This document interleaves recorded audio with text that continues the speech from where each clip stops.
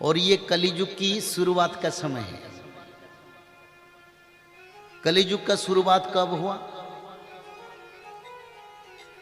जदा देवर्षयो सप्त माघेषु विचरन्ति ही तदा प्रभुतस्तु कलि द्वादशाब्द शतात्मक। ये संस्कृत भागवत का एक श्लोक है।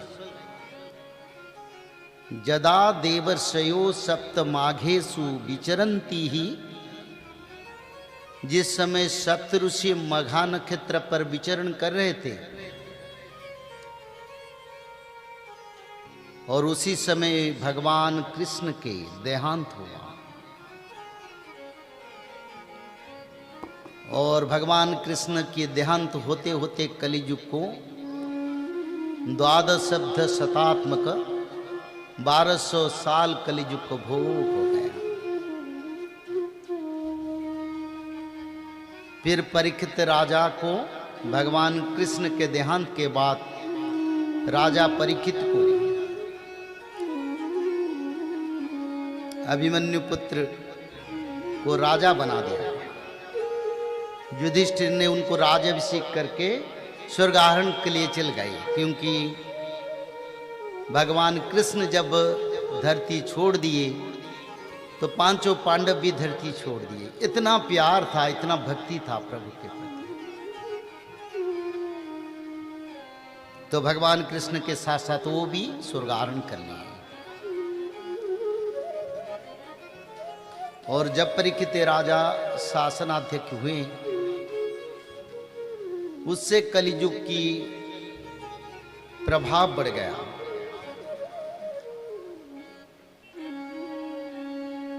और उसका बाद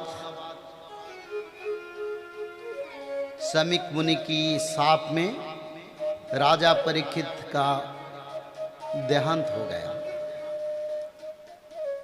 7 दिन भागवत कथा सुने। 7 दिन भागवत कथा सुनने के बाद वो वैकुंठ प्राप्त कर लिए।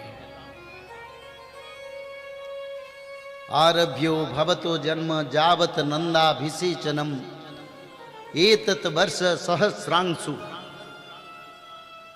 शतं पंचदशोत्तरम।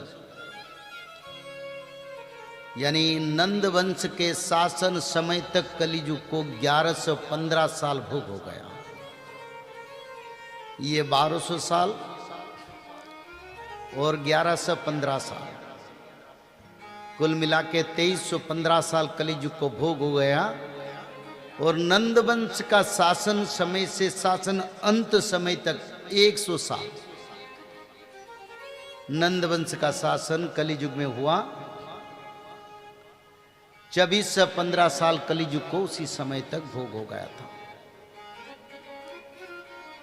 पर मध्य युग में यानी कलियुग का आयु जगन्नाथ संस्कृति के अनुसार 5000 साल है। पर श्रीमद् भागवत तत्व में भगवान व्यास ने लिखे हैं कलियुग का आयु 4,32,000 है। पर जगन्नाथ संस्कृति में इसका कोई अलग लिखा गया। इसमें लिखा गया कलियुग को 5000 साल भोग। तो इस विचारधारा को प्रमाण जरूरी है। तो मध्य युग में भगवान बुद्ध देव ने धरावतरण किए थे। अगर कलियुग का आयु 5000 साल नहीं है, तब शास्त्रों में क्यों वर्णन है भगवान बुद्ध मध्य युग में ये धरती पर जन्म हुए थे? तो मध्य युग अर्थ अगर कलियुग का आयु 5000 साल है, तो 2000 से 2025 साल के अंदर भगवान बुद्ध देव का अवतार हुआ धरती पर। तो उसको मध्य युग कहते हैं।